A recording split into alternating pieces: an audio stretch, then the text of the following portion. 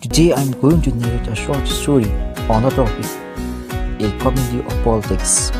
10 years and 2 parliamentary elections down the line, Bhutanese voters are getting more politically savvy than some politicians. If aspiring politicians think that simple, barefooted and determined, queuing villagers in far-flung villages are gullible and that their votes can be easily bought with a few high-sounding pledges and a sudden show of patriotism, they are surely heading for big trouble.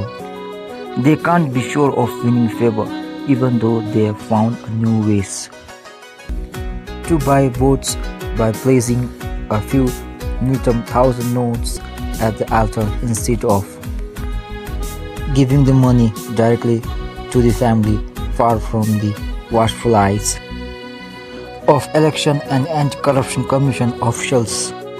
After visiting people in their houses, many aspiring candidates leave, convinced of full support from the families. Hospitality and smiles are inherent Bhutanese traits, though ours is the land of happiness.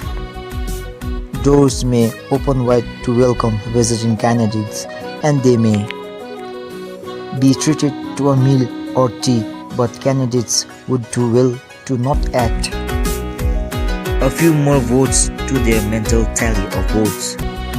The politicians can't be blamed for being naive either, because it is difficult to not be convinced when you see a membership card with your picture and your party's logo hanging from the neck of the host. Politics is a serious business in the villages. There are stories of people working together in adjacent farms the entire day, yet not talking to each other because they support different political parties. At gatherings such as weddings and promotion parties, separate rooms are arranged for people divided by politics. Yet the simple villagers have learned to adjust with changing times, finding a balance between the complexities of political engagement and routine village life. They know that no one can predict who will occupy the high chairs after an election, so they remain cordial hosts who listen to unbelievable pledges with patient ears and sympathetic eyes.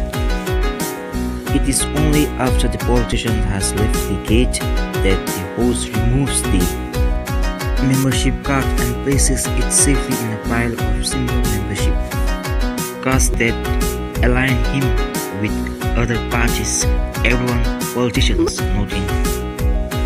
The list find that politics is complicated, but the simple Bhutanese villagers has learned to negotiate that complex web and survive. If you like this story, please like, share and subscribe.